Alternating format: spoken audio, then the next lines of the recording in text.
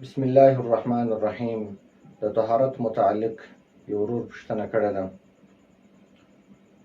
وایي زه کله کله کور ته اودس کوم، یعنې د ټینکۍ په نلکې باندې اودس کوم. د ټینکۍ چې کومې اوبه دي دا پر مځکه باندې لګېږي او د مځکې څاڅکي زما پر کپړو باندې راغورځي، یا زما خپل د اوداسه چې کومې اوبه دي هغه پر مځکه لګېږي او د مځکې سفر ته څاڅکي راغورځي زما پر کپړو باندې لګېږي. د دې اوبو د دې څاڅکو حکم څه دی؟ آیا دا نجس دي او که پاکې دي؟ آیا دا کپړې پرېولل لازمي دي او که نه دي؟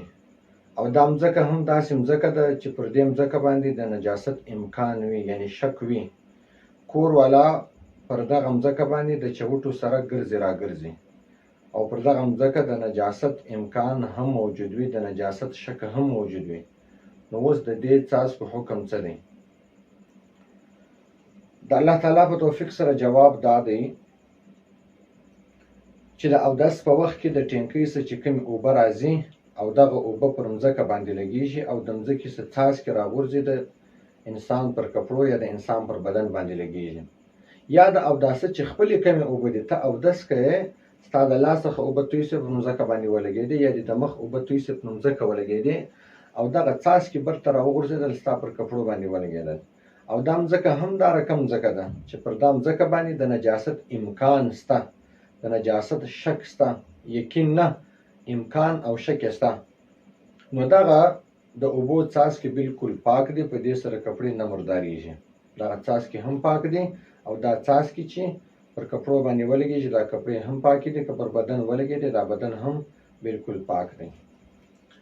لیکن که چیرې پر دغه مځکه باندې د نجاست یقین موجود وي، یعنې ستا دا یقین وي چې دلته نجاست سته، یا د نجاست اثر موجود وي، یعنې د نجاست رنګ موجود وي یا د نجاست بوی موجود وي، نو په دې وخت کې بیا دغه څاڅکي چې ستا پر کپړو باندې لګېږي دغه څاڅکي نجس او مردار دي، ستا کپړې په دې سره نجس او مردارېږي.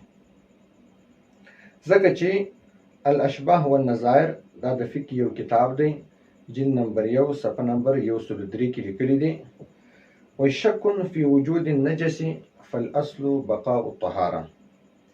وایي که چیرې د یو شي په نجاست والي کې، په نجس والي کې شک پیدا سو چې آیا دغه مځکه نجسه ده او که پاکه ده، یا ستا په یو بل شي کې په اوبو کې په نجاست کې د شک پیدا سو چې آیا دا اوبه پاکې دي او که نجسې دي، تا ته شک در ولوېدی، نو دې کتاب کې لیکلي دي فالاصل بقاء الطهاره، یعنې اصل چې دی هغه د طهارت باقی والی دی، یعنې اصل هغه طهارت دی په شانو کې. نو د شک په وجه سره دغه شی نه نجس کېږي، دغه شی بیا هم طاهره دی، پاک دی. نو دغسې دا چې کومه مځکه ده پر دې که چیرې ستا د نجاست شک وي، یقین دې نه وي، نو د شک په وجه دا مځکه نه مردارېږي. ځکه چې دا د فقه یو قاعده ده چې شک دا یقین نسي ختمولی، یقین نسي زایله کولی، نه په شک سره یو شی مردارېږي.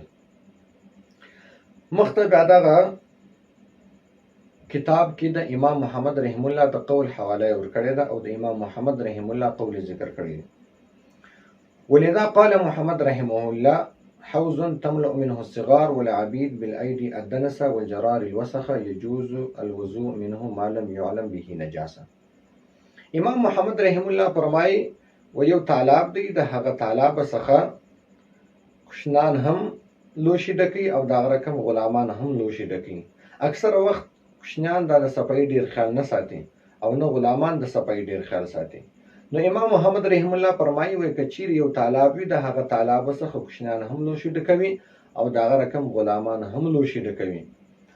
نو وایي صرف د شک پر بنیاد باندې، پر دغه شک باندې چې د کوشنیانو لاسونه به نجس وي یا د غلامانو لاسونه به نجس وي، صرف د دې شک پر بنیاد باندې دغه د تالاب اوبه نه مردارېږي، بلکې یجوز الوضوء منه، د دې تالاب څخه اودس کول دا جایز دی.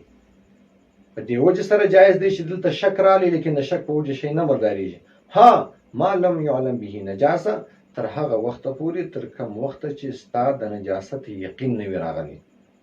که چیرې ستا دا یقین سو چې د کوشنیانو لاسونه مردار دي یا د غلامانو لاسونه مردار دي، نو په هغه وخت سره بیا دغه تالاب اوبه مردارې دي، بیا ته اودس نسې پکولی.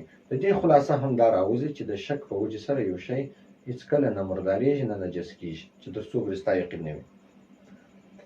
الفقه اسلامي و ادلته صفحه نمبر 341 جلد نمبر 1 هغه کې راغلی دی اما غسالة النجاسة الحكمية وهي الماء المستعمل فهو في ظاهر الرواية طاهر غير مطهر أي لا يجوز التوضؤ به، لكن في الراجح يجوز إزالة النجاسة الحقيقية به.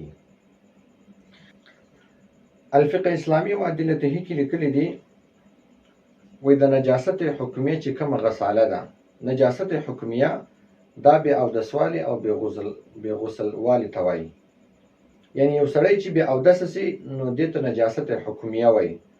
نجاست حکمیه مطلب دا دی چې دا نجاست باطن وي، یعنی په ظاهره خو هیڅ نجاست نه وي، چې یو سړی بې اودسه سي په ظاهره خو د ده پر بدن نجاست نه معلومیږي، لیکن په باطن کې دی نجس وي. یا یو سړی بې غسله سي نو د ده پر ظاهر باندې هیڅ نجاست نه معلومیږي، د ده په باطن کې نجاست وي، دې ته نجاست حکمیه وایي. که چیرې یو سړی نجاست حکمیه صفا کوي، ختموي، یعنی بې اودسه دی اوس دی اودس کوي، یا دی بې غسله دی اوس دی غسل کوي، نو دا د نجاست حکمیه چې کومې اوبه دي دا د ده د لاسه چې ځي یا د ده د بدنه څخه چې کومې اوبه روانې دي د غسل په دوران کې، دې ته غساله وایي. دا مایع مستعمل دي، دا مایع مستعمل یعنی استعمال شده اوبه دي. دغه استعمال شده اوبه چې دي لیکلي دي طاهر غیر مطهر، چې دا اوبه پاکې دي. یعنی دا اوبه که چیرې ستا پر کپړو باندې ولګېږي، ستا پر بدن باندې ولګېږي یا پر بل شي باندې ولګېږي، نو په دې سره هغه شی نه نجس کېږي، دا اوبه بالکل پاکې دي. لیکن دا اوبه غیر مطهرې دي. غیر مطهر دا معنا چې په دې اوبو سره ته بل شی نسې پاکولی، یعنی بل شی خو مرداروي نه، لیکن بل شی پاکوي هم نه. د دې اوبو حکم دا دی. نو دا د اودس په دوران کې چې کومې اوبه د ټینکۍ سره راځي پر مځکه لګېږي، د هغه وروسته بیا د انسان پر بدن لګېږي، په دې سره بالکل نه کپړې مردارېږي او نه د انسان بدن مردارېږي، چې په کوم وخته پورې ستا یقین نه وي راغلی چې دا مځکه مرداره ده. او د هغه رقم د اوداسه چې کومې اوبه دي دا که چیرې د انسان پر بدن یا د انسان پر کپړو باندې ولګېدې، دا بالکل نجس نه دي، مردارې نه دي، دا طاهرې اوبه دي.